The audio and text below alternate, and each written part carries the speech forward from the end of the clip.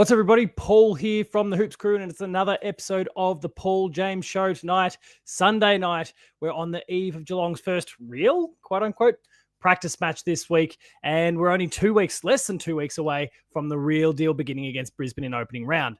There's a lot that we're going to go through tonight. There's a whole bunch of awesome people that'll be piling into the chat as you've been doing the last few episodes. Thank you very much for your ongoing support so far. It's been a real privilege to have all of you on board and sharing those thoughts and having a great time with the community. Please, if you haven't done so, we'll get some promotional bits and pieces out of the way now. Consider supporting the channel on YouTube. Subscribe, like it, share it with your friends. Those water cooler conversations that I'm sure everyone still has in 2025. Make sure you have those. Share the channel. Tell people to go and check out all the awesome content that we're making there. Share your thoughts in the chat. I've referenced those awesome folks that are in the chat. I have seen some, it's too soon for me to start using language, with some LFGs in the comments and all those sorts of things so far. Awesome to see the likes of Brendan and Aviation Flicks already in there. People, please consider jumping in, sharing your thoughts as the show plays out. You can find me on socials at Paul James Games. That's on Twitter. That's on Instagram. That's on Blue Sky. The lot. You'll find me there. So reach out and have a chat. Again, I'll get Ben to cut Facebook out of that because that's not where you're going to find me. Of course, thank you to Cyril Cook, our primary sponsor, and we'll talk more about them in a little while. There's a whole bunch of other ways that you can connect with the show. Please consider dropping a super chat that guarantees your comment's going to get read. As that comment section really starts to burst with thoughts and ideas, we know it can get really cluttered. And for me, as the host, it's very hard to keep track of. So if you've got something you really want to be discussed, if there's something you really want to get out there, consider dropping a super chat. It's only a couple of bucks. And firstly, you're helping the Hoops Crew dream to grow a little bit, but also you're going to guarantee that comment gets read. Consider checking that one out. And otherwise, use the comment section. I'll do my best to acknowledge everyone who reaches out throughout the course of the show. Thank you, everyone, for checking in so far, for watching the show up to this point. Let's get into it. I'm already been told off for language. I'm going to behave myself for now. There are children potentially watching, as we've discussed.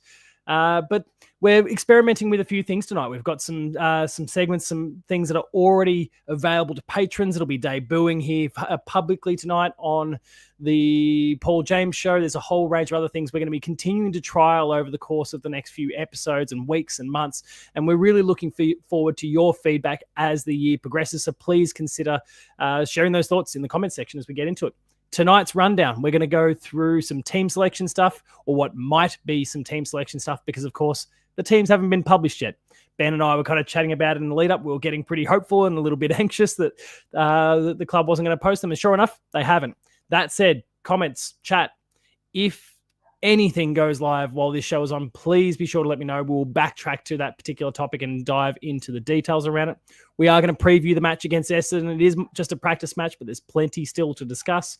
We're going to talk a little bit about Sam de Koning and the interest being shown by the Gold Coast Suns. And again, if you're a patron, you might have had the opportunity to see this video already, but publicly, it's going to be going live tonight. You can check it out. We've got a little 10-minute rant there, really, about the nature of the Sam de Koning deal and what's going on there. We've got a player spotlight where we're going to be talking about Mitch Nevitt. I am a bit of a fan of Mitch Nevitt, as been, I think, crystal clear for people over the course of the last couple of years. And we're going to talk in great depths about the season he is going to be having ahead of him. And finally, we'll wrap the show up with some Q&A. We've got a whole range of different topics for discussion, some involving the Cats, some from the broader competition. And we're going to talk about all those topics plus everything else that you might want to talk about in this episode. Now, moving over to the game itself. And as I said, we don't have any teams yet, unfortunately. So we are kind of, hang on. It's not a super chat, but let's acknowledge Aviation Flicks, who's managed to get his hands on the 2025 jersey today, repping it nice and early. That is good to see. Focusing on team selection a little bit here. Now, like I said, we don't have the teams available as of yet, so we're going to have to speculate a little bit. We don't have the bench. We don't have emergencies. Usual things that we'll talk about like milestones and those sort of things don't really apply here. As you can see, when I scroll across to the website right now, we've got 1 day, 22 hours and 35 minutes before the game starts. That is 7:10 on Tuesday night. Please, if you're in the comments and you're planning on attending the game this week, let me know. I'd love to hear, I guess, what's got you excited about the match, who you're keen to see in this period here where we don't have any players to talk about. We can really get a little bit wild and crazy with it. So let me know who it is that you're keen to see play. What do you think of the opposition this week? I'm going to share my thoughts on Essendon shortly. But there's not a lot to see at this point, unfortunately. Both teams they're responsible for opening the preseason competition this year. Competition's a bit much. As they say, it's a community series, just a selection of matches. Would be KO only for practice night. I don't know. I'm going to scroll. Oh, there we go. It's not definitely on KO. I'm suspecting that it's just KO, that Channel 7 is not going to be going with this. But of course, as I think a few people know, and I'm pretty sure that kicked in effective this year, that there's been some changes to the television rights, and we're getting far less crossover this year. There will be some games that absolutely cross over, but there are going to be lots of games, especially when we get to the main season, where it's going to be Foxtel/KO only and 7 only. And that's going to, I think, cause a bit of strain, I'd imagine, on some people wanting to access the game for their favorite team. I definitely feel like there's probably a rant that'll be coming from me at some point over the course of the year. Once we get a little bit of evidence as to how this is working, I am a KO subscriber, but there's probably plenty of people who don't have that, and maybe can't afford to do that right now. And I think that's going to pose a real problem when it comes to accessing your club on any given Friday, Saturday, Sunday, or even Thursday, Monday. But KO only for this one. I'd imagine this is a little bit of a trial run in some respects, but also Channel 7 is not going to care about the practice matches. I don't know if that's necessarily the best idea. It's probably a good opportunity to get your commentators up to speed, considering they are the weakest of the two television groups. The Channel 7 group could do a little bit of extra work. I don't know. It's an unfortunate situation, that the television rights here, but hopefully everyone can either attend the game or watch it on KO, and we'll certainly discuss it in great depths with post-game live that'll be coming up that night as well with Ben. All right. In terms of selection stuff, so we're obviously going to have to speculate a little bit here because we don't have the teams available to us. We'll kind of have to push a little bit further. Ben, I will probably at some point need to play the GWS video every time he gets a super chat. That'll be good. Yeah, and I'm keen on that. But I'm going to check our media assets yet, and I don't think we've uploaded it in there. I'll need to upload the GWS. Are we talking about old mate who's in the club and he starts dancing? Is that the one, Ben? Which has obviously been memed into oblivion. It's been done about Hitler dying, and it's been done about a whole bunch of different things over the years. But are we talking about that bloke? Anyway. Let's kind of zero in on the game a little bit here because we don't have, as I said, we don't have any selection, those sort of things. I'd be really fascinated to see, I guess, where the club goes with this. There are some constraints upon the game here, and I guess I'll bring that up. We'll get a little community series style picture going on here. I'm fascinated to see how we go with this. So the game is 4 20-minute quarters this time, which does, I guess, change the dynamic, I guess, a little bit about how the club is going to, both clubs really, are going to rotate their players over the course of the day. There is no limit to interchanges in this particular match, which is, I think, a really important and interesting component because it kind of allows players to get the right amount of game time without, the game doesn't count for anything. So without putting anything at risk, which is good. John Roberts has reached out and kind of commented saying, do we wonder if Jack Martin's going to get a call-up this week after spending some time in the VFL? I mean, I don't see why not. Again, the unlimited substitutions via the bench here does give the club some scope, and the zero stakes in the event also gives the opportunity for the club to go, well, let's get him a bit of a run and put him out there for, and I know this is more of an optical sort of thing here, but put him out there for the fans and the members as well, and go, look, here's one of our marquee acquisitions, and here's what he can do. And maybe you only see him for 15, 20 minutes. Limited game time, a bit like a Luka Doncic when he first arrived at the Lakers recently. And then you flash forward to what he did today, which was pretty extraordinary. I'd be really fascinated to see what they do with him. John says he's keen to see him as well. There's a lot of players, though. I think we'd all be kind of making the argument now. Obviously, he's an external recruit, and so there's a bit of extra conversation around Jack Martin. But I think there's quite a few players that we'd like to see in that boat. I'd love to see a George Stevens get some game time. I'd love to see Mitch Edwards kind of spend more time in the ruck just to kind of show us what he can do. And again, in an opportunity here where there are zero stakes, it's a great opportunity to kind of step out there, show what you can do, and impress. You can only impress, which is a great thing. I'm seeing comments there about Alex Dodson. Yeah, I got carried away with that video, didn't I? But thank you to whoever that person was, that anonymous Twitter DMer who may or may not be watching, that gave me all the insights about a South Australian ruckman. It just turned out that you were talking about the other one that we picked up. So anyway, there's that one. The ticketing situation, just to make sure that's very clear for everyone. Members and kids under 14 are free. $20 if you're a general admission attendee. Chuck Mitch Hardy in there. We started early. Recent form here. Geelong defeated Hawthorn by 20 points in our game last week. Essendon defeated the listless Dogs, who are just continuing to accumulate injuries at the moment. It's not a good time for them. Not a good time for Carlton either, but we'll talk more about their injury woes shortly. And of course, when it comes to real games where it actually counted, the Cats, we were 10 points away from playing in a grand final where we would have probably inflicted the same sort of trauma upon the Swans that Tom Hickey recently spoke about in an article that's, I think, available now on the AFL website. I think I saw it on SEN as well. He talks about kind of the trauma of that 60+ point loss times 2, and how he just can't really look at an AFL grand final the same. Thankfully, we didn't go through that, but we did fall agonizingly short of probably winning another grand final to that sort of capacity. That sucks. A Max Holmes hamstring away, absolutely, was the point of difference here. The Bombers, on the other hand, lost 6 of their last 7 to finish 2024. A typical Essendon performance, really. They show their fans fleeting signs of hope. They get up and about. They think the whole season is going to be theirs for the taking, and then it falls apart. And I expect that to be the same this year. Make sure, if you haven't already, to go check out my ladder predictions video for season 2025, where I don't fancy the Bombers and the position they'll fall on. History-wise, Geelong are on a 7-game winning streak against Essendon at all venues. I mean, again, there's a zero-stake thing here for this game, but we are smacking them around every time we play them at the moment. As well, we should, really. There is a massive gulf, and has long been a massive gulf, between the two teams in terms of where Geelong has been at and where the Bombers have been at. In fact, we've been basically the top of the mountain for the entire time that the Essendon drought has been on. So that's the Essendon finals drought, that is. So not overly surprised that we've won our last 7. In fact, I'm maybe a little surprised that it's just our last 7 and it's not more. But anyway, they got us at some point, I suppose. It happens. You're allowed to have an off day from time to time.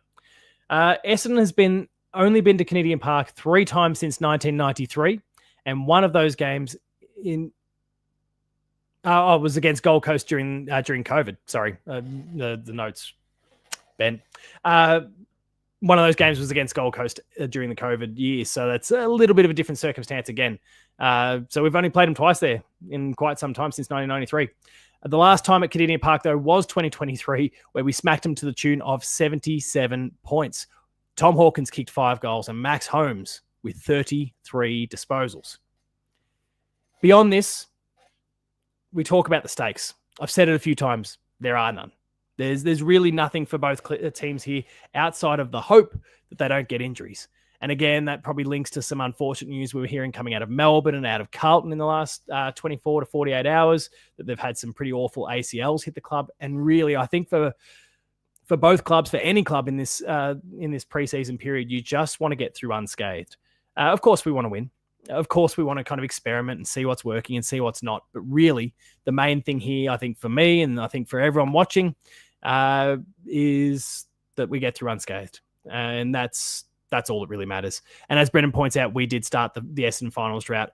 I don't know about you, Brendan. I don't know about anyone else in the chat tonight, but I was fortunately there for that as well, that semi-final, because Hurdy gave us a bit of a scare in the last quarter. We had a pretty decent lead, and then Hurdy started to turn it on a little bit, and some nerves, some hands went to teeth, some hands went through the hair, which is why I'm probably thinning a little bit here. Anyway, they lost, sucked in Essendon, and now it's been a 20-plus-year-old drought. Beyond this, they're the most minor of stakes. Essendon could have a 2-0 preseason record, and Ben claims that we should maybe take them more seriously. Not I. Geelong, there's spots up for grabs. Really, this is more about the players here and opportunities. Obviously, there's been a lot of talk about Connor O'Sullivan, Mitch Nevitt, and the range of other players And no, there's opportunities begging for some of those guys, and this is their opportunity to show everyone, fans, coaches, why they deserve those spots. So we'll see how that comes along. Some game breakers though. For me, when it comes to the Cats, really it's about our midfield, and that's because it's developing. I think we're pretty. I would feel very confident in what our defensive unit can provide in terms of its ability to halt the Essendon forwards, because honestly, for the most part, the Essendon forwards aren't the most dominant players out there. They've got some quality, but we're not talking about your Charlie Curnows and your Jesse Hogans here. We're talking about much lesser players, and their smalls they don't bat nearly as deep in that regard. And it's obviously a huge opportunity for our forward line there, because I would say the Essendon defenders aren't great. We've got a Mackay that's earning way too much money at the top of the pile, and then a defensive unit that's still, I think the core of it is pretty solid, just like Essendon's forward line, but it just needs time to develop and grow and improve. So really, I think those two parts of the ground should sort themselves out for the most part. We should be stronger in that regard. I think the main thing for me is, of course, looking at the midfield. We are rotating players through. Danger did spend more time in the forward line during our little match against Hawthorn. I'm wondering if that is more of a thing that's going to be going on. He's going to it might be 60-40 forward to midfield, which then allows your Tanner Bruins and your Max Holmes and your Bailey Smiths and everyone else, like Mitch Nevitts, all to spend more time in the midfield, not just in this match, but beyond. And if that's the case, it's a real opportunity for those guys to grab the bull by the horns, show everyone why they belong there and why this Geelong midfield needs to be feared going forward. I think that's where the game gets won in this particular case, though, for us. And I think that's probably the most important part of the ground for us. In terms of the keys to victory, sorry, Essendon supporters, it's just not much good. So really, if the Cats play their game, it should just sort itself out, right? Prediction, though, because it's a preseason game, it's not going to be some comprehensive blowout, I wouldn't have thought. The Cats will win by 25 points, though. I think we'll kind of shuffle the pieces around. We'll give people breaks. We'll kind of manage some players' loads, those sorts of things, but ultimately get the job done by 4+ goals. I think that's a pretty confident prediction, but we'll see. We'll see how it all plays out, I guess. Don't be surprised if suddenly the Bombers win, because we've put the queue in the rack completely. And if they do, I still wouldn't think anything of it for both teams off the back of this particular game. Beyond that, we've got a few other games going on during this period here, this first week of kind of preseason matches. Richmond and Collingwood at Icon Park at 7:30. There's no times. Hang on, let me quickly check all of the schedule here. Oh dear. Let me blow that up full screen. We've got on Wednesday night, Richmond and Collingwood at 7:10, Hawthorn and the Western Bulldogs Thursday at 5:20, Brisbane and the Adelaide Crows Thursday 8:10, where they basically just play the same song for both teams as they go out. The Giants and Carlton 5:20 on Friday, Gold Coast and Sydney 8:10 on Friday, St Kilda and Port Adelaide 3:10 on Saturday, the Eagles and North Melbourne 6:10 on Saturday, while Freo and Melbourne go head-to-head Sunday at 6:10 as well. And that will basically then just put season proper on the radar for everyone. We can finally turn our attention properly to the main attraction, which, I mean, that's the most exciting thing for me, really. I'm super keen to just get to the point already, which it's been a long time. I mean, I love cricket. I adore cricket. I'm watching the Champions Trophy very, very closely at the moment. But that said, I'm not I'm okay with moving on. All right. That is our match preview for Geelong and Essendon here. Before we go any further, it's time to take a word from our sponsor. The Hoops Crew Media Network is proudly sponsored by Cyril Cook Florist, established in Geelong since 1915. Visit their website at www.cyrilcookflorist.com.au. That's Cook with an E. Give them a call on 035 222 2244 or mention the Hoops Crew to get yourself 20% off your next in-store purchase when you visit them at Shop 12, 11 Leather Street in Breakwater. Thank you, Cyril Cook Florist, as always, for your ongoing support. Make sure, if you haven't been there already, if you didn't catch this last time, use the promo code GOCATS, all capitals, for a 20% discount when buying online. Next, we are going to now talk a little bit about Sam de Koning and some reports popping up about him. And this is one of those segments I mentioned before. It's all pre-recorded. Where we're getting a little bit fancy here. We're trying things out. We want to see what works and what doesn't. This video has already been available to patrons. Please consider becoming a patron. It costs you $5 for the entire month to get access to early access content, exclusive content, and extended content. I'll plug that more a little bit later, though. For now, what I want to throw to here is a video that is already pre-recorded, all about Sam de Koning and what his future looks like. Enjoy. Keep throwing comments, stuff out in the comments there. I'll still be looking and answering those, and I'll see you shortly. All here from the Hoops crew, and today we're talking about a topic. Look, we're in a crazy period of the AFL season here. We are right on the eve of the real thing. There's pre-season games, there's practice matches, there's match simulations, but there's not the real stuff. So everyone wants to talk about football, but we don't have the real deal to talk about yet. News bubbles to the top in these occasions. And of course, there's plenty to talk about, whether it's Geelong looking to acquire Matt Rowell. There's lots of other trade targets being discussed. There's player positional things. There's so much to talk about right now other than the game itself. And it leads us to a conversation about our own Sam de Koning, who is, according to Kel Toomey, making some waves with the Gold Coast. Not to say he's leaving, but he's making some waves. They are taking some interest. They are asking questions. And it's going to lead to this video today where we're going to talk a little bit about Sam de Koning, what we should expect from him this year, and what it means for this interest to be expressed by the Suns. But before we get to that, a word from our sponsor. The Hoops Crew Media Network is proudly sponsored by Cyril Cook Florist, established in Geelong since 1915. Visit their website at www.cyrilcookflorist.com.au. That's Cook with an E. Give them a call on 035 222 2244 or mention the Hoops Crew to get yourself 20% off your next in-store purchase when you visit them at Shop 12, 11 Leather Street in Breakwater. Thank you, Cyril Cook Florist, as always, for your ongoing support. And thank you, Kel Toomey, for putting together a piece today that has given us something really fascinating to discuss. Now, I don't know if I necessarily believe it.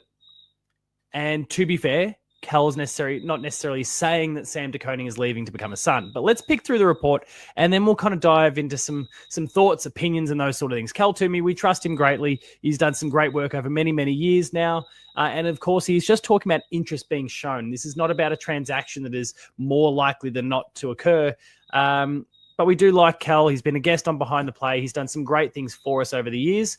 And let's dive through some details here. So the Suns sights on out-of-contract Cats Tall. And of course, any player, regardless of the team that they're at, if they're out of contract, they are up for discussion, just like Sam's brother Tom is right now. And there's always the possibility that Carlton could be on the radar here. There is so many conversations about these two boys and the prospect of the two of them playing together, Selwood style. And so, I mean, I don't really blame anyone for drawing some lines and having those conversations, but this is one that's kind of caught me off guard a little bit. The idea of Sam de Koning heading up to the Gold Coast is not something I necessarily had on my bingo card, but let's see what Kel has to say here. Gold Coast is an interest in Geelong Premiership player Sam de Koning, who is set to start the season playing in the ruck for the Cats this year. The Suns have flagged their keenness in the 2022 Premiership defender, who is out of contract at the end of this season. However, the expectation is, and this is an important one for the state of this conversation, the expectation is de Koning remains at Geelong, where he's settled with the club, keen to extend him, and talks are open. He is 2 years away from reaching free agency, which his older brother Carlton's Tom is currently experiencing, with a wave of lucrative offers coming his way. And then there's a little bit of talk here about essentially what the Suns would have to offer. The Suns have 3 first-round picks for 2025, and although the club again has a batch of academy talents to prepare for, the suite of early selections means they will again dangle them for rival players, having lured Daniel Rioli and John Noble north last off-season. Gold Coast has its own first-round pick holds its own first-round pick, as well as first-rounders tied to Collingwood and Port Adelaide, as a part of last year's massive Dan Houston, Jack Lukosius Noble deal.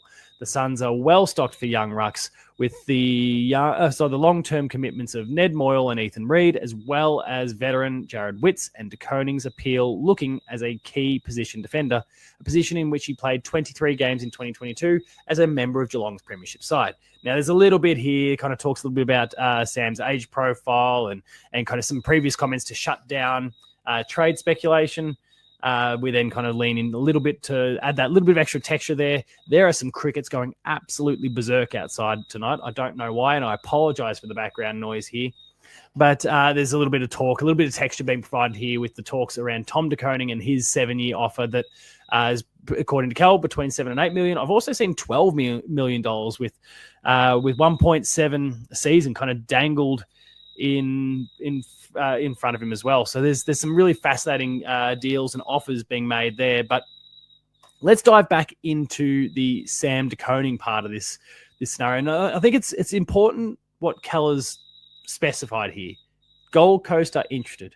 The expectation from, I guess, those in the know, those who get to talk to representatives of the club, who might get to talk to Sam himself, who maybe get to chat to Gold Coast, the expectation is that Sam de Koning remains at the Cats. But I am really interested to see how this takes shape over the course of the year, because Sam he's in a really strange limbo-like position with the Cats at the moment. As Cal talks about, and as we all know, Sam is a premiership Cat playing as a fullback. And there's a lot of people, myself included, that would very much like to see Sam play that key defensive post more often. But we've certainly seen in this awkward transitional period for the Geelong Football Club with Reece Stanley at the nearing the end of his career, and then the heir apparent being Toby Conway not being able to get his body right. Mitch Edwards is still a little way away, though he's showing some really promising signs. Mark Blitzarves has obviously done a power of work as kind of the third man up for a long time, and then at different points kind of the go-to ruckman when Reece Stanley was down, but his role is seemingly evolving. I'm really, really interested to see how the role that Sam has to play this year has some sort of bearing on, firstly, obviously the Cats' prospects in 2025. He might really relish the opportunity as a ruckman this year. He certainly got a taste of it last year, and that was a great start for him. And maybe he's excellent in there. I mean, Tom de Koning is doing a fantastic job as a ruckman for the Blues, and maybe Sam is fated to be in the same sort of role for the Cats, but right now, I still would much rather him play that key defensive role, and he's doing what needs to be done for the team right now. Is he happy with that, though? Does he actually want to be more involved in the game than what you can be as a key defender, where you're kind of following a guy around, and the nature of his particular role means you're not rebounding super often. It's more about, defensive plays and intercepts and kind of, breaking up the opposition's momentum. Maybe it's more appealing for him to be in the midfield as well. And with that occurring, maybe he's more likely to stick around. If there was even some fleeting thoughts about departing the Cats, perhaps playing in this, I mean, we hear so many players talk about over the years, and they're not usually, the size that Sam de Koning is, but they're always talking about, they aspire to get into the midfield. They aspire to do more time in the midfield. And maybe Sam is wired that way as well, that he knows that as a ruckman, it's his chance to, utilize his athleticism, run around and stretch his legs, hit the scoreboard a bit more often, be a more attacking player than a defensively minded one. And it'll be a really fascinating prospect to see him played out for the Cats this year, but also what that means for him as a Cat going forward. Does this leave him more interested in sticking around? Does that result in him wanting to stay? Because as Cal's article talks about, there's obviously, they've got ruckman. They're already doing all right for ruckman. Of course, there's Witts there at the very top of the whole pile. So they've got their options. Defensively, they're also doing all right with Sam Collins and co there. So it's a really interesting one to see, I guess, from a Gold Coast perspective, how Sam de Koning would even fit into the picture here. But they're keen, apparently. They might be even trying to sound this out because, of course, there's been the conversation about Matt Rowell. And if you haven't checked out my video about him and the possibility that he becomes a Cat, then please go check that one out. Maybe they're sounding Sam out now because if the Matt Rowell deal comes to pass, maybe the Gold Coast is going to turn around and say, well, fine, we'll transact, but we expect something big in return. And we want something, big in terms of value, but something big in terms of we want a key position player. And Sam de Koning is the guy we want. they might be looking to kind of set up a strong arm situation here. Well, we'll give you your man, but here's what we want in return. And that's, I don't know if I'm crazy about that. I'd love to have Matt Rowell on the team, but I don't know if I want to give up Sam de Koning for that to happen. Now, of course, I'm just spitballing all of this, but it is part of a picture here. And often you've got to give something to get something. I mean, I think about Jeremy Cameron. Now, we didn't really transact on players here, but we gave away 3 first-round picks. That was a big price to pay for a player of Jeremy Cameron's quality, who's the absolute pinnacle of the game these days. And it got us a premiership. And maybe the idea for the Cats might have to be at some point, well, if you want to get Matt Rowell, if you want to bolster that midfield one more level and take yourself again to the Holy Land, maybe you got to pay up big. And maybe it's not picks. Maybe it's a key player. And I'm still a little bit wary about that prospect. I don't love it, but I think it's going to be a really interesting thing. I trust Cal. I believe that there is some substance to this. I believe there's some smoke, but he does stress again that Sam's not necessarily interested, and the expectation is that he remains at the Cats. But we'll see how this develops. It's a lot of time for people to talk. We've got a whole season before us, a whole off season before us, a whole trade period before us before we know where these different puzzle pieces all land. And so we'll see how it all shapes up. I, for one, hope that we can pull off a heist, get Matt Rowell, keep Sam de Koning, and not even pay a massive bounty for it. The Cats have a great knack of that, but we'll see what comes of it. Sam de Koning right now, again, I'd love to see him as a key defender. It seems like he might even potentially be sharing the rucking role with Mark Blitzars a little bit. He might be the lead ruckman, but then they'll kind of swap positions. It's their opportunity to remain on the field and rest a little bit, because Mark Blitzars seems to be getting kind of more minutes in the defensive end of the ground from all reports. That could be a really fascinating one that they can really kind of wax off each other and create a really functional defensive and midfield unit as a result. That's a really interesting scenario too. But more on that, I think, as we get a little bit closer to the season, once we see a few practice matches and those sorts of things come to pass. Thank you very much for checking out this episode, this video. If you enjoyed it, consider subscribing to the YouTube channel. Give it a thumbs up as well. All right, that's enough of that. You don't need to hear me promoting any further. And for anyone who tuned in somewhere during that, surprise, that was pre-recorded. I have seen along the way, and we'll kind of deal with a few. There's no crickets here. There might have been crickets in here though the other day. That was ridiculous. That was next level. The way they were going off that night, I couldn't believe it. I couldn't get over it. And Ben, when he was checking out the video and getting it all prepared, and again, patrons had the opportunity to check this out. It's been live for a couple of days there. So please, if you want more early access stuff like this, consider checking out our Patreon. All the details are in the show notes. He was checking it out, and he's like, he thought there was some background, like some weird background mic issues. And I go, no, mate. They were the crickets. It was insane. Where are the spiders when you need them? You're right. I've had like huntsmen's in this, as everyone's kind of mentioned over the years. This is a shed space, and I've had plenty of huntsmen's in here, and I don't love it when that's the case. But I haven't seen many this summer. Any, actually, come to think of it, which is not a bad thing because I'm not crazy about spiders, but they would have been good last night. Anyway, let's get on with the show here, where we now get to talk a little bit about another player that I've spoken about in great lengths. I love him dearly. He's an absolute gun, and I want to hug him, just like Bailey Smith is now. I am, of course, talking about Mitch Nevitt. Mitch is, he's a jet, I think, and he's got a really, really high ceiling that I just don't think we've necessarily seen tapped too much yet by the club. And I think this is the season where we can really explore what he's capable of a little bit. So for some backdrop for everyone, he was picked 25 in the 2021 AFL draft. We picked him up from the Geelong Falcons, so he's a local boy.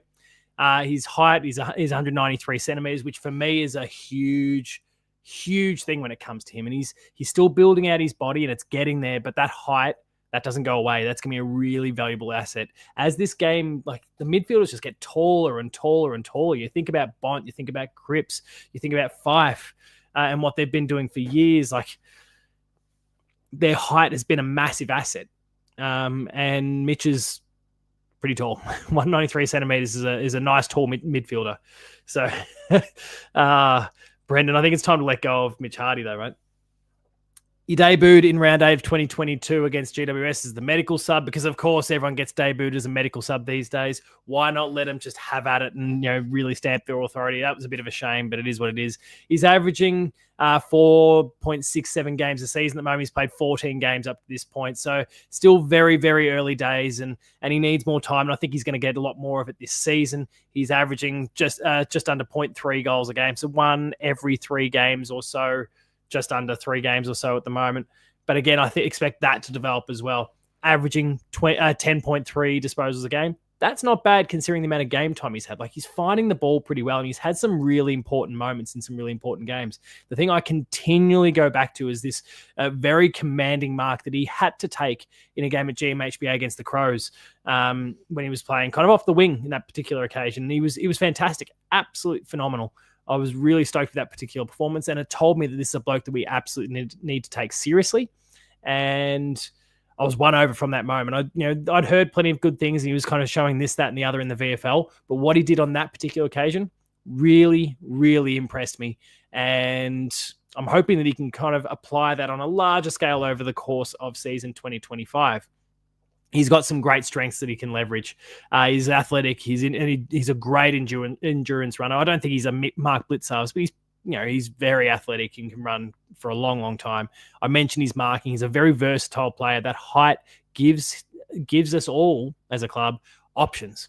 You can use him as an inside midfielder like we're hearing is being discussed through this offseason. You can play him off the wing. You can kind of get him off the crickets are perking up. You can get him off a half forward or a half back flank. There's lots of ways that you can utilize his skill set. And I'm really intrigued to see how the Cats do it over the course of the year, though I am very much hoping that we see him as a midfielder, inside midfielder, throughout the course of this year. The big question then is, as I bring up another photo of Mitch at his best, I think the thing that we want to be focusing on for him and other players in similar positions over the course of this year is have these sort of conversations about how many games are they going to get. And there are quite a few players in this boat. We can talk about Mitch. We can talk about your Jai Clarks. We can talk about your Toby Conways and those sort of players who are that young, up-and-coming, the underbelly of the club at the moment, but not the dark, seedy one in the TV series, the grassroots, the healthy stuff. How many games should we expect for someone like Mitch over the course of this year? And I'm hoping that we can get 10 to 12 games out of him or more this season. If he really comes along like some of that conversation through preseason would suggest, then maybe 12 is just a starting point, barring injury and all those sort of things, which touch wood, right? Because really, when we go through this, and we'll talk about lots of players over the course of the year, we're also going to talk about weaknesses as well. And right now, I'm not saying he's without weakness, but we just don't have a real good picture of Mitch Nevitt and what he needs to improve on. We just haven't. He's been starved of opportunities. He's not played massive minutes when he has. When he has been out there, he's done a solid job. And he's just been utilized in some weird and awkward ways that haven't necessarily suited him where he was at in his development. So now I'm expecting something really big from him over the course of this year. 12 plus games, his body's developing, he's being prepared as an inside midfielder, and I think it's time to let him loose. So fingers crossed that is the case, and he has an absolute blinder 2025. I think I even saw in the comments from maybe Thursday's show. What day is it today? Yeah, Thursday show. Someone was even throwing his name out there to be the Ollie Dempsey of 2025 and win the Rising Star. That would be nice. I don't know if he's eligible anymore. I think 14 games is too many. He might also be now over the age threshold. But if he's not, let's cheer him on. So that is my, thought pattern when it comes to Mitch Nevitt at the moment. And we're going to, from here, jump into a few other topics of conversation. I'm expecting to kind of rely on the comments here. We have had people talk about the Jack Henry press conference. I am going to project that, and we can kind of watch it and listen together and kind of, pick through some of the things that he had to say in his press conference. It's about a 6-7 minute long press conference. We'll check that out. But first, some other Geelong news, both big and small. The scoreboard, that one, it's going to be ready for round 1. There's not much more we necessarily need to say, but it's good to see that the Geelong Football Club has improved all of their stands, brought that up to a modern standard, and finally we're getting a screen that kind of matches 2025 as well. I'm wondering if it's still going to be a little bit too small. I guess we're kind of blessed with what we see when we go to a Marvel Stadium or an MCG, or God forbid if you go across to WA and check out that monstrosity. It is unbelievable what they've got over there in Perth Stadium. What do they call it these days? What do they call that ground? I don't know. I don't remember the name of it. But finally, Geelong is kind of upping the ante a little bit here, and it does kind of match everything else that's going on around it. There's some parts of the stand that I still think need a little bit of work, and hopefully the Wi-Fi and mobile reception situation. Thank you, Optus Stadium. Hopefully the mobile and Wi-Fi situations have improved at the ground, because that was absolutely ridiculous last year. Surely they've invested in that or worked with service providers to make sure that the signal is better during some of these peak hours. Absolutely insane. But in terms of, I guess, facilities, we're really getting there. The stands are looking fantastic. We've now got a big, shiny new screen that's going to be good to go for round one as well. And I'm going to be there round one, and I'm very much looking forward to checking it out and having a chat to all of you if you happen to come across me on the day. I've got myself a couple tickets, and I'm looking forward to enjoying the game. I'd love to see a giant inflatable Cats mascot behind that scoreboard. I mean, who knows? There's lots of things you can do at this point, right? Anyone seen this, the screen at Cowboys Stadium in the US? No, but we might. Maybe I have before. We might need to bring it up. Next up is some conversation about Cam Guthrie. Of course, we spoke about Cam and his Achilles injury the other day.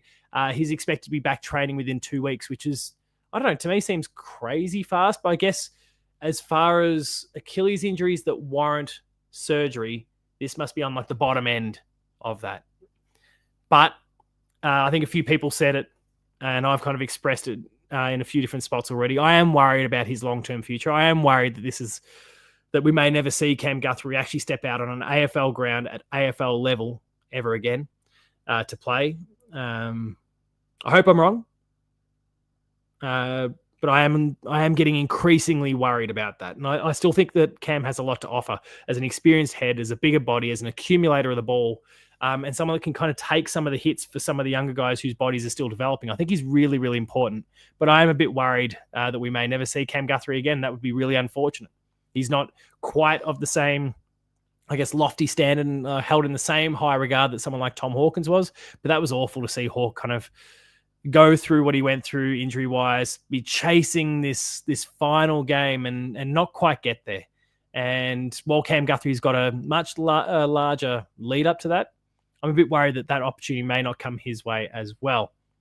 Next up, we're going to jump across to some very, very hard-hitting stuff here. So one of the most important things, which is merchandise. You can get a Max Holmes bobblehead. I don't actually know when and where. We might try and quickly Google that while we're going through all this. Max Holmes bobblehead. You can buy it from the AFL Footy Shop. Right now, it stands 18 centimeters tall. Expected dispatch is from the 28th of March. So you've got a little bit of a wait before Max appears in your household. But if you can't wait, go get some Jeremy Camerons and some, I've still seen Joel Selwood bobbleheads floating around where he's got the Premiership Cup, and Tom Hawkins. I think Isaac Smith too. Like they're all there. And there's plenty of other present players who've got them. Tom Stewart, there's plenty of those out there. Consider checking those out. But Max Holmes, he's going to be available. He's an 18 centimeter tall figure bobblehead. Molded resin. It's a collector's item. Make sure you get your hands on one of those. I just want to flick the head right now and just see if it wobbles a bit. And as Spudica says, and I shouldn't really be pinning comments at this point, but it's too good not to use this comment right now. We want a sad Brian Myers one now. He's got to have the sad face. And Brendan's got a Bulldogs Bailey Smith bobblehead. I'm sure we'll get an updated one in Geelong colours nice and soon, where he belongs. Am I right? Next up, some non-Geelong related news. And then once we get through all this, because it's kind of a bit of an afterthought, we'll jump back to talk about Jack Henry and his press conference. I've got it all there. It's all ready to go. We're ready to tune in. Number 3 pick, Jagger Smith, has done an ACL, which is, I alluded to this before when we were talking about the preseason matches. and just wanting to get through unscathed. It's a horrible situation when any player gets injured, let alone a season-ending one, let alone a top 10 pick who's showing so much potential and has probably excited their entire club's fan base. He has done an ACL, and I need to double check. It was a longer name, but there was a Melbourne player who is also in the same boat. But it is prompting an interesting conversation, which I might kind of look to explore in a separate video. Clubs are currently pushing for an extended preseason supplemental signing period at the SSP because of the injuries that have gone on. So we've got, obviously, the Jagger Smith ACL, and that was less than 24 hours after the SSP window closed on Friday and just 2 days after Carlton decided to sign Frankie Evans with its final list spot. But it now means that they're going to carry that vacancy into the mid-season rookie draft. Like, there's nothing they can do to fill that spot now in the short term. The other player who also sustained an ACL, Andy Moniz Wakefield from Melbourne, who did an ACL. And look, there's no good time for an ACL, but to do it in the preseason, to not even get to walk out, I would imagine, I can't speak for Moniz Wakefield as much, not as familiar with him, but certainly Jagger Smith, I'm pretty confident from all talk that he was going to get a debut, and now his season's shot. And it's awful for a kid. It's awful for any player, really. You don't want that for anyone, but that's the situation he's in, and it's a really sad story to come out of Carlton. But for them, it's becoming. All right, I'll pin it. Hear me out, Melbourne and Carlton. Mitch Hardy is available. Too bad they can't sign him because there's nothing going on until mid-season now. But you just don't want these sorts of injuries. It's an awful circumstance, and that's why I sincerely hope that the most important thing that comes out of the Geelong and Essendon game this weekend is that no one comes away injured. We just want to see both teams, but we're a Geelong platform. We want to see our boys come out with a clean bill of health, ready to go for round one, and hopefully that continues the whole way through the season. Ticket Tech have had some dramas because, of course, they have. Tickets for round 0, so opening round through to 6, were released simultaneously. It caused an almighty crunch. I was with a colleague of mine at work who was trying to access tickets to. She's a Collingwood supporter, but she can't be a real one. She's got all her teeth. She was trying to. I can't remember which Collingwood game she was trying to get to. Is there a Carlton matchup really early in the season? She was trying to get tickets to that, and was like 30,000th in the queue or something absurd like that. And it took hours, and then it crashed. And good one, Ticket Tech. You're continuing to kick goals. That's working really well. It's cost me tickets to get cost me the opportunity to get tickets for my wife to Coldplay. It's costing people tickets to the football. You're a great service doing God's work. You're making shit tons of money and screwing thousands and thousands of people over at the same time. St Kilda have offered Finn Callaghan. This is absolutely insane, this story. Finn Callaghan, who is definitely an emerging player, definitely a very talented player with a bucket load of potential, but they have offered him. Are you sitting down, everyone? Take a moment, sit down, put down your drinks because you might drop your glasses. A $17 million 10-year deal, which he declined. Which I guess is a little bit interesting, but I love the idea that, St Kilda's done a lot of this. They are just, I don't love it, sorry. I feel a little bit sorry for St Kilda, as I think a lot of people do. They keep chasing big fish, and they just keep getting rejected. And in this case, they're not even chasing a giant fish, and they still got rejected again with a $17 million offer. As Jackie McDonald says in the comments, it smells of desperation. They are absolutely desperate. They are throwing money around left, right, and center. They went after, what's his name from Essendon, the captain. Tackles a lot. He's a Zach Merritt. They chased him. They threw a big deal at him, which he publicly acknowledged had happened, but then didn't take it on. There's a whole bunch of players that they are throwing big, fat stacks of cash at. They're trying to land a fish to try and turn them out. And I saw someone mention it before with the comments around Clary during the trade period there, and how it's good optically for the Cats. I think they are chasing that big optical win, but they haven't got it yet. And I don't think Finn Callaghan would have been that anyway, but apparently they've got a lot of money to throw around right now. I would imagine if a player like that walked into the St Kilda Football Club, for as much potential as he shows, every other player on that list would be infuriated because he's not worth that. He's not worth 17 million. He's not worth 10 years. He's going to be the highest paid player at that club for at least probably 6 or 7 of those 10 years. And it's just not fair to many other players who are far more talented, probably, who have done more for that club. And yeah, it's absolutely insane. I ranted about this the other day. I hate these long-term contracts.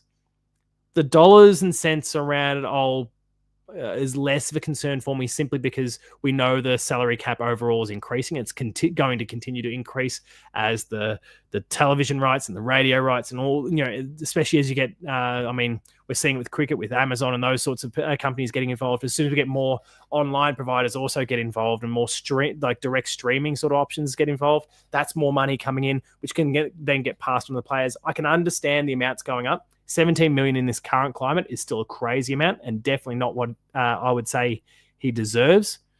But the length of time is the real trigger for me. 10 years it's ridiculous for a player who's still largely unproven. I don't get it. And then the kicker is he rejected it. Sucked in St Kilda. Next up, and we spoke about this a little bit the other day, Taron Thomas is potentially going to be playing for the Bull Ants. We're still awaiting an outcome in this particular piece of news, but I know that he is a very divisive individual, and for good reason too. I actually put together a video, I don't even know when it was now, probably this time last year, where I was kind of, when he was linked to Geelong, I kind of contemplated the idea and thought that if he could get himself right, then... And not because we're a club that always throws people a bone, but because we do have a good history of it and we've kind of done a good job of putting people on the right track. At the time, I thought that was a good idea. And then pretty shortly after, Taron Thomas proved why I'm an idiot. And it's a good thing I'm not making the decisions at the Geelong Football Club, because it would have been a horrible idea, because I think there was more evidence that came out about his behaviours. And to hell with him. I didn't swear, everyone. To hell with him. Hope he goes well at the Bull Ants. The Bull Ants need something. That club is bordering on complete irrelevance within the VFL system. So if he's able to bring something footballing-wise to them, I guess good luck to everyone involved. But I wouldn't want to go near that player with a 10-foot pole these days. Bruce McAvaney is going to be hosting some games. Now, there were some little cameo spots last year. He kind of made a return for the finals. I wasn't expecting to see him back in home and away stuff, but he's going to be making a return to the commentary box for Channel 7. And I did make that joke before that their commentary team is largely pretty rubbish. So as much as I'm not crazy about Bruce, and I know some people really kind of bristled at me suggesting that he would bristle for Brian Taylor there. Some people really kind of bristled about my comments about Bruce last week, that I don't think he's good, but he's not this legendary commentator. He's not Dennis Committee. He's just not Dennis Committee. If we do a tier maker, and I'm thinking about doing this now, we might need to make a tier maker here where we rank AFL commentators. The Comet is at the top. Bruce might be a tier, maybe even 2 tiers down. And then you've got a bunch of others. And then, Brian Taylor on radio up here, Brian Taylor on TV at the absolute bottom.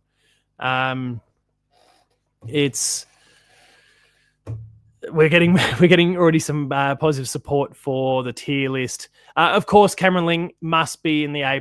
We cannot. We'll show some bias here. Cameron Ling is S tier and belongs nowhere else.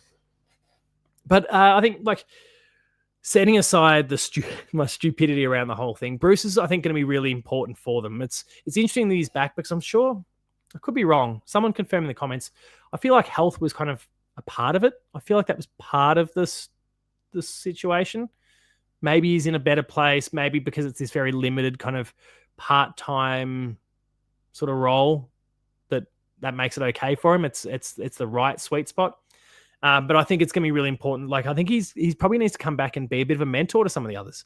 I said it before, I kind of mentioned, there we go, there was a blood disorder cancer. Has there been any reporting? Has he come out the other side of it okay? Where are we at when it comes to Bruce's health?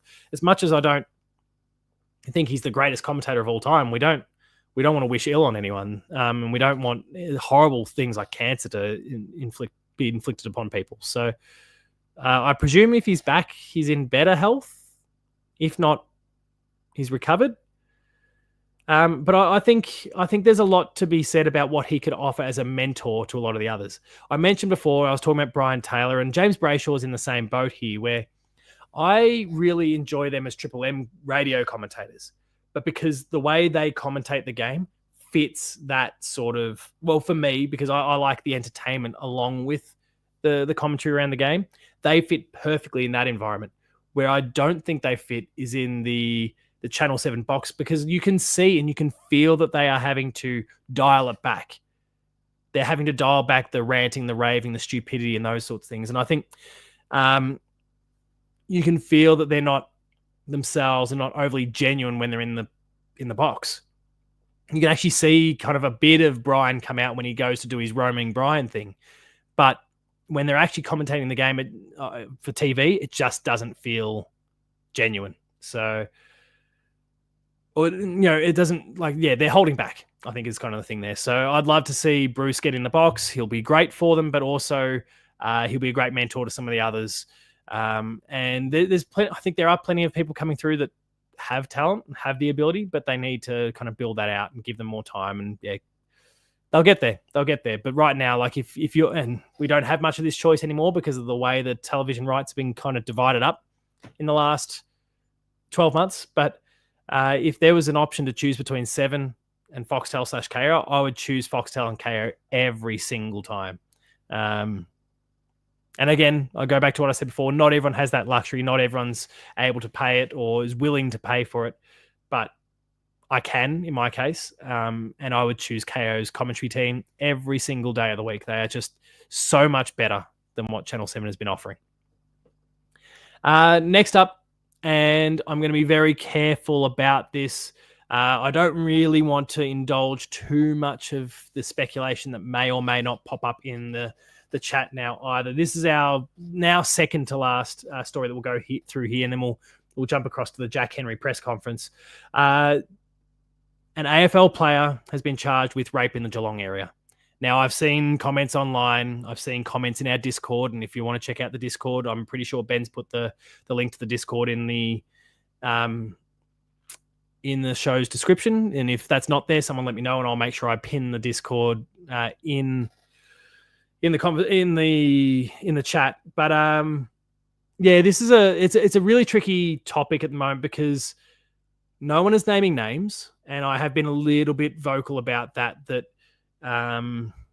if you're going to put out a report, and I ripped strips off a certain Herald Sun / Code Sports reporter last episode about some pretty shitty reporting. Sorry, children.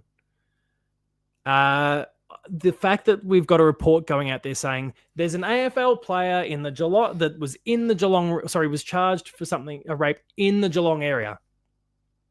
It may not, if I hypothesize for a second, it may not even be a Geelong player, hypothetically. But the whole Geelong team is going to be branded with this regardless. And suppose it is a Geelong player. There is one individual who's made a mistake, and potentially a very severe one that they absolutely deserve to be punished. Throw the book at him, whoever it is. And we cannot make exceptions. If it turns out to be our best player, it's awful, but so be it. But one individual has resulted in the entire club, the entire playing list, fingers are going to get pointed at them and comments are going to get made over the fence. And they don't deserve that. And so we're going to go back to my comment from the other night. And maybe I need to drop some bombs again. Fuck the Herald Sun and their shitty reporting. This just, I ranted about it the other night. This keeps happening. It's an awful circumstance. And whoever it is absolutely deserves to be punished, whether they represent Geelong or not. But to just kind of throw these vague details out there, not assign blame, not name anyone, not have the stones to name anyone. And that to me also says that you're worried that you've got it wrong and you don't want a lawsuit coming back at you, some sort of defamation case coming back at you. It's just, I hate the state of current media reporting. It's awful. So yeah, that's about all. That's about all I'll say when it comes to this particular topic, because it is a very difficult one. There's no real information out there, of course, and that makes this whole situation a lot harder for us to work through. But I don't particularly want to work through it overly much either. It sucks. Either moment does mention in there, if it's going to court, the Cats would have him stood aside already. Can't have that hanging over a player in a club. I would have thought so too. And as Brendan kind of mentions, could we potentially learn more when selection drops? The hand is going to be forced at some point. So we'll see how all that plays out, I suppose. And again, I guess I'll kind of conclude this one by saying, and I want to make it abundantly clear, especially if there's anyone who's kind of a neutral, like a non-Geelong supporter in here who thinks I'm going to try and go into bat for Geelong players. If a Geelong player has made the mistake, this horrific mistake, and has proven themselves to be a very shitty individual, then they deserve to be punished to the fullest extent of the law. There should be, I wouldn't want to see club lawyers get involved. I would want that player, whoever it is, or that person, whoever it is, to go and source their own lawyers, so do their own case themselves. The club needs to abstain from any involvement. But for now, we don't know. And so I just think the state of the reporting shit. It's rubbish. All right. Some questions popping up from Blake. Good to see you, mate. Does Geelong area just mean where the incident happened? Yeah, it happened in the area, but then, of course, when you kind of frame it the way, like they're saying AFL player in the Geelong area. Now, I mean, we unfortunately kind of hear the jokes all the time, and I think they're horribly wrong. But like, there's a lot of the Melbourne-based players are probably going to spend most of their time in and around the Melbourne area, or they're going to go interstate, international. They're not going to go down the highway to Geelong for whatever it is they might want to do for parties, for getting away. Geelong players are typically Geelong region residents, and so there's a logical conclusion that can be made from it. And again, the shitty reporting means that people come to conclusions whether they're true or otherwise. Bussy Sniffer. First time I've acknowledged your name for the night. Sadly, I think we're in for a very bad week in the media. I feel like every week is a bad week in the media these days. The Geelong area could be Torquay or Lorne, where a lot of clubs hang out and train. That is a possibility. That is an excellent point. Does it specify if it's a current player? I don't recall, Liam. I'm not 100% sure, but I'm seeing some yeses in the comments there, so I presume it is. Spudica's saying never deserve to play again. No going back from there. Wholeheartedly agree. And it, to me, it wouldn't matter if it's our best player on the list or our lowest paid, newest player on the list. Whoever's responsible, I think we need to cut ties, and that would be unfortunate, but I 100% agree with you there, Spuddicus. Blake, typical media trying to thrash Geelong. That's an interesting one because I know you're a Bulldog supporter, mate. So appreciate you popping in too, by the way. But it's nice to hear those sorts of comments when it's not a Geelong supporter who's making those sorts of comments. There's a few people agreeing with Aviation and Spuddicus. There's a few different comments going on there. So Carlton and Collingwood have trained and had training camps down there. Yeah, I mean, look, I don't really want to get to a point where we're saying, oh, maybe it was a Carlton person or maybe it was a Collingwood person, because it's all speculation. The whole thing's speculation. And that is, again, the problem with this article. So I'm going to take the opportunity now to kind of, I guess, step away from this particular topic. We're going to now jump across to the Jack Henry press conference here, because I did see the comments before about it, and I haven't checked it out, so we can kind of listen in a little bit together. Bear with me for a second as I get some screen sharing working, and hopefully everything works as I want it to. That would be a very nice start here. Do I have it set for audio? Someone, I'm going to hit play. Someone please confirm for me whether the audio works once I hit play. This is some media that absolutely is not portraying Geelong in the wrong way. So let's get into it. Do we have someone confirm if we've got audio? Jack, how's pre-season going, first off? It's going really well. It's nice that it's almost finished. But yeah, it's been really exciting. The match sim last week was really fun to get back into playing against some new opposition. And I think a lot of us are really looking forward to the start of the season. What's different for you guys this year, do you feel like, as opposed to last, to help you get past that prelim and potentially go all the way again? It's a good question. I think it's constantly evolves in terms of lists, and we've got some new guys in, which are great. The younger guys are getting more experience, and I think everyone's just as hungry as ever to have another crack at it. I mean, yeah, that's probably all that I've really observed. Does that prelim get discussed much, or it's basically just a review? No, it's in the review. Have you made, what have you added new recruits? Okay, this is the high-profile one, but Jack Butler, there's a few there for you. What have you made of them? Yeah, they've been all really good. It's been nice having them training with us, and they're all sort of ready to go as well this year. So there's some good people around as well. So yeah, really nice to have them in the club. Have you become a bit of a mentor? There's a previous story that you guys have developed a bit of a close relationship. Unless I'm reading too much into that. But... mentor sounds pretty formal, but we're good friends. He's a great kid. Even calling a kid sounds strange, but just get on really well, and just love sort of working together, trying to get the best out of each other. And I've sort of starting to get to a point where I do have a small bit of experience, and just passing on little things to him where I can. And as Harry Taylor and guys like that did Blake, to there's me, nothing real to report on at the moment. That's why we get ourselves in this situation where they're just making stuff strange, up to try and, or grabbing at low-lying fruit to try and get something. It's been great. He's always been so willing to work and learn. I think that's one of his best traits. So, he's only going to get better and better. What about for yourself?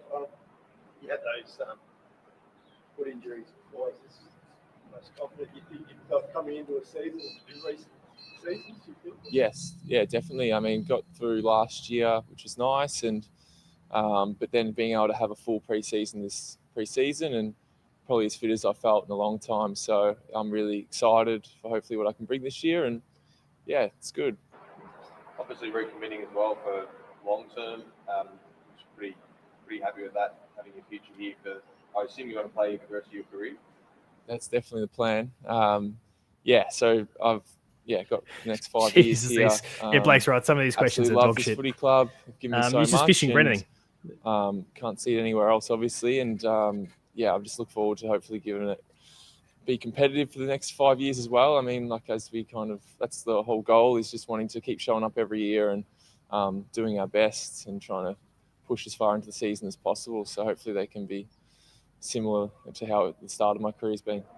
Just on Bailey Smith, obviously, I don't think he likes us very much in the media, doesn't talk to us very much, but will you just talk us through probably because you're idiots on the field, and as a new teammate coming in, what your receptions were beforehand? Obviously very big on social media, but now he's at the club. Can you just give us a window into him as a player and also as a person?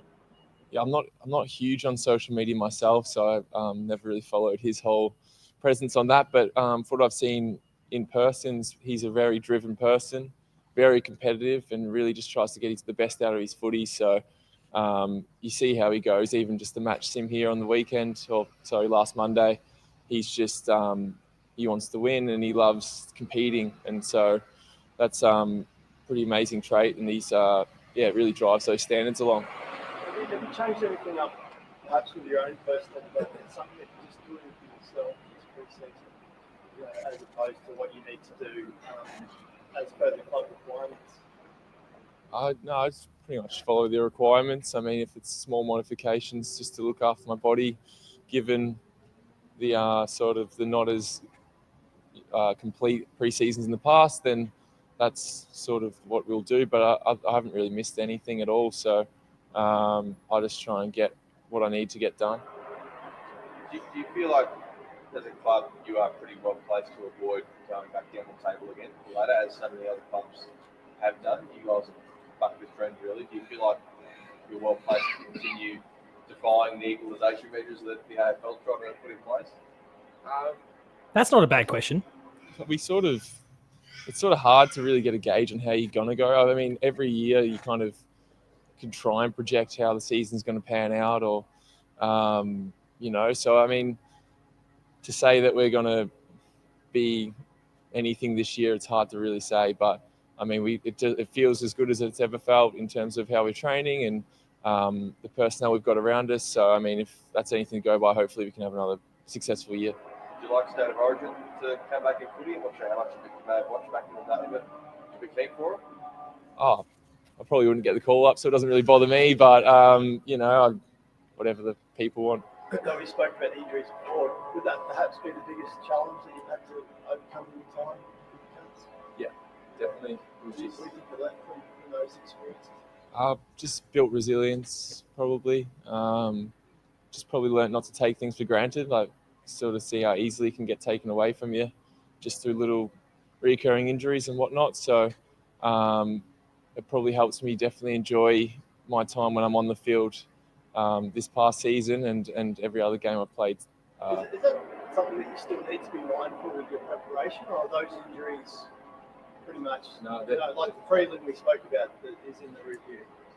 Yeah, no, they're all fine. Yeah. Like, I mean, the one I dealt with leading into last preseason was just an unfortunate footy injury, had nothing to do with the reoccurrences. Yeah. All right, there we go. That is the end of that one. And about 6 minutes and 50 seconds of questions. There was probably about 2 good questions asked along the way. And that is the state of journalism these days. And I say this as someone who does a whole bunch of journalism work. There's a whole bunch of questions there that I would say, and I mean, I'm talking to the faithful here that, kind of check out the Hoops crew and the things that we do. But a lot of those are the sorts of questions that I would ask in a behind the play sort of thing, which is more of a puff piece. Those questions weren't really fit for, a lot of those questions, weren't necessarily fit for purpose. There were a couple of interesting little nuggets, but yeah, well done, media. I think they're just kind of going about it the wrong way, and some of them probably just felt like, oh, my questions have been stolen. Maybe the 1 or 2 decent questions that were there, and then everyone's just trying to make sure they have a say. So, anyway, here we are. There we go. And I'm not saying I'm going to go in with the hardest hitting of stuff. Take a little bit of time and learn the ropes a little bit. But, and honestly, it's a very, we'll lean into this a little bit. It's a very tricky spot for anyone in journalism. I will give them a little bit of a pass. It is a very tricky spot to be in the journalism realm, simply because if you push the wrong buttons, the club will just kick you out. But you just won't be welcome. We're in this point of kind of access journalism, where without the access that the clubs or the AFL give you, then you've got nothing, and people aren't going to click through to see what you do. And I've learnt this a little bit through my games media work over the years, where there are sites at the moment being shuttered left, right, and center, and crazy reductions in staffing counts and all those sort of things, because the money's drying up, because there's less and less people, clicking on written articles these days, and more people that are, tuning in for video or audio or those sort of things to kind of get their fill, or looking at video media, like for TV media and those sorts of things to kind of get their news. So it is trickier than ever. And I do appreciate that, because the club can strong arm you. If you don't kind of push their agenda a little bit. And I'm not saying Geelong does this, but this is a broader kind of when you have to work with a PR or a comms team of some sort, which I've done plenty of in the game side of it. You will often get a don't ask this, or this. And if you push that button, if you go there, firstly, you're probably not going to get the response you're looking for anyway, but the comms team will look at you and go, fine, we won't welcome you back next time. And so it is a weird and tricky spot for them in these sorts of environments. And yeah, every club does it, as Spartacus says, and it's much broader than just the AFL. But that said, yeah, I'd love a media pass. Like, hit me up. We'll chat to the community. Like, if there's opportunities to go and chat to players, we'll talk to the community, see what questions you want asked, and we'll bring them to the players. So if someone from the Geelong Football Club is watching this right now, and I'm sure, like, any media and PR teams worth their salt will they'll always listen and check out what is being said or spoken about when it comes to their club. If anyone from the club is watching and listening right now, I would absolutely love the opportunity to get to chat to some of your players. Reach out to us on socials, hit us up on our email channels. We'd love to talk, and I would love to, do more behind the play things and really promote your players and the awesome things that they're doing. But I would love to kind of get into the weeds and really pick the teeth out of what you guys as a club are doing, and not in negative ways, in really constructive ways. So let's see how we go. All right, we're basically into shits and giggles time now. So if there's any other questions, let's go for it. Because in the meantime, we're going to talk about Bussy Sniffer here saying, "Be cool to ask questions they don't expect." Like, tried the new Vegemite shaker fries at Macca's yet? I got some of those. Like, I got some of the Vegemite shit. I like Vegemite. There is no way in hell, not a chance, am I going to pour those over my fries at Macca's. But anyway. Good question to ask. So, that is it's a nice icebreaker, or it's that curveball you throw at the end just to completely stump them. I'm all for it. Do we have any other questions? Obviously, we've had and I'll stress it again, super chats. If you want to get your questions read, we're trying to make sure we get 1 or 2 a night, just to really encourage people to kind of use the feature and reach out to us. And we want to have some really, we want to dive into the topics that you want to talk about. And obviously things can kind of get lost a little bit in the shuffle when it comes to the large. I'm trying to scroll through it back now. These comments go back a long, long way. And thank you, of course, to everyone who's tuned in tonight and commented and shared your thoughts. Vegemite on some freshly toasted sourdough is the bomb. Ben, stop showing your age, mate. No one says the bomb anymore. But aviation through your bone. All right. Any other questions, comments, concerns about any of the different stories we've spoken about tonight? We've gone through quite a lot from, of course, Mitch Nevitt as the player profile, Geelong and Essendon with the upcoming game. We've spoken about a range of different injuries. Groovy, he says. We've spoken about Cam Guthrie's Achilles. We've spoken about the new scoreboard, which is looking real. Well, it's going to get there. We're joining 2025. Blake asks, how's the year been so far? Hang on. Another comment came through at the exact same time. How's the year been so far? Pretty solid. We're the Hoops Crew, we're really growing. It's been a great start. Lots of new people have been subscribing and checking out what we do, which has been awesome. And we hope that we can keep producing the content that people really like. Ben's doing a great job. Blake, you obviously know that full time I teach, because I was only teaching you 12 months ago. And it's just another year, mate. It's the same stuff, new year. What else have we got here? And hopefully you're doing well, mate. I'm sure I'll see you around. Are we worried that sanctions could be placed on the club regarding this new Sun article? On the club? The Sun article, I assume you mean being the alleged rape situation. I wouldn't have thought there'd be anything placed upon the club. This is an individual who's made an individual's choice. So whoever it is, whoever they do or don't represent, they'll be dealing with that as an individual, I would say. What Geelong player will make the All-Australian... You're trying to suggest just one, Aiden. What Geelong Cats player will make the All-Australian team in 2020? I mean, Tommy Stewart. He'll be back.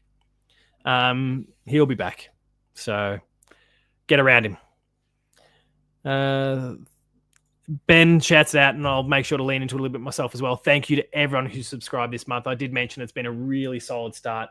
The growth has been huge. The number of people that have been checking out our videos, whether it's this, like the Paul James show since we've debuted it, whether it's been post-game live the other night, the chaps doing their thing, breakout videos that I put up a tier maker, and I saw the excitement for tier makers before. I put out a tier maker where I was, putting my ladder predictions together. There's been the Sam Koning video that has been on Patreon that I debuted tonight and will be live, I think, for everyone tomorrow. So many people have been checking out our stuff, and it's been a really humbling thing, I think, for all of us. We're all, as a team, we're all feeling pretty good about ourselves right now, and we all have you to thank for that. So thank you for supporting the crazy little endeavors that we're all going on, and we hope that you like what we've been doing. thanks, Ben, for kind of, I guess, providing the platform there to shout out everyone.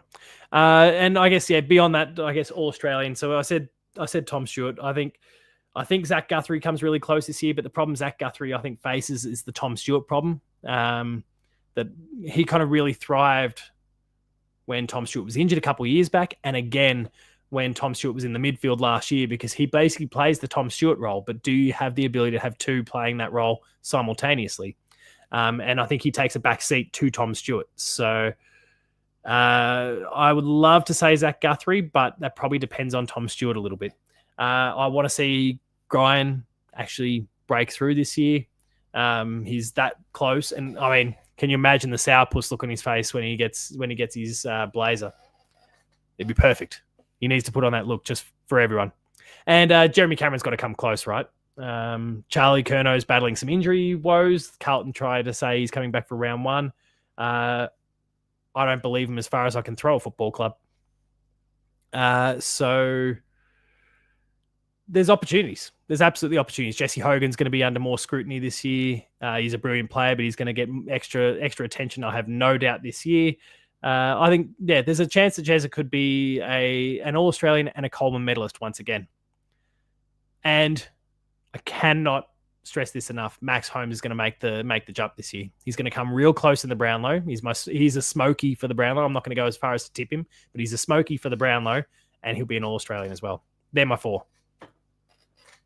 What else have we got? I'm seeing a lot of people kind of echoing some of those same names. I'm seeing Tyson Stengel in there as well. I would have asked Jack Henry, who does Cody Rhodes face at WrestleMania? Couldn't tell you that answer. Oh, nice, mate. Doing some social stuff, looking for Media Route and going to watch some NBA soon. That'd be good. What else have we got here? Got to put the bubs to bed, but thanks for another great show. I still don't know whether I should be believing whether you've got children or not. And am I still cursing in front of them? Why are you putting them to bed at 10, like at 5 to 10 at night? Surely, if they're going to bed at this time, they can already put their own children themselves to bed. This is a mystery. Does anyone know NM Bussy Sniffer? Because I want to confirm or deny how old these kids are and if they even exist. I won't drop any other F-bombs because I might be upsetting some children. Ask Jack Henry why is Myers as happy as an Essendon supporter in September. Will we finally beat GWS at GMHBA this year? What a pain that situation's been. What is it, 3 on the trot that we've lost to them there now? Or is it 3 games in a row and 2 consecutively at GMHBA? Either way, it's 2 too many, 2 or 3 too many. We'll get it done. I feel very confident about where we'll place this year. Obviously, if anyone's seen the Team Maker video where I put together the ladder, the bottom 10 and then a specific position for the top 8, I think we'll finish 3rd. I think we're going to be a really dominant team, and I think the Geelong Fortress will be alive and well this year.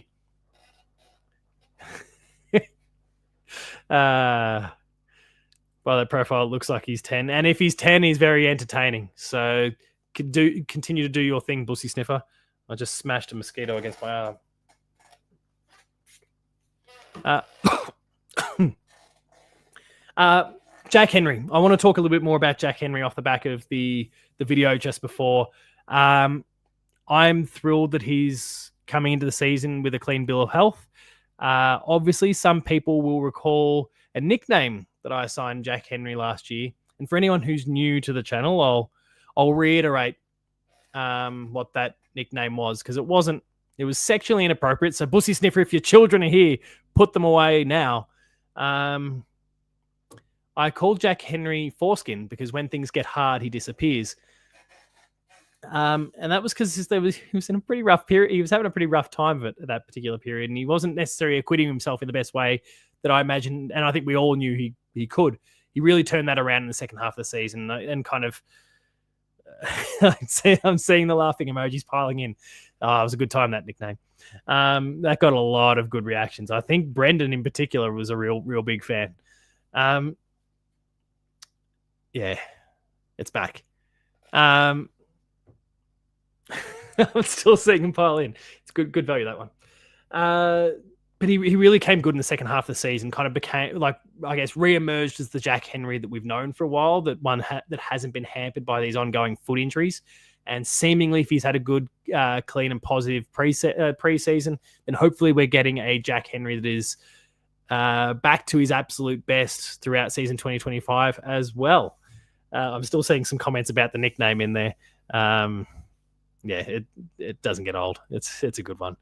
But it's also probably the sort of reason why the club's media department doesn't want to work with me. Anyway.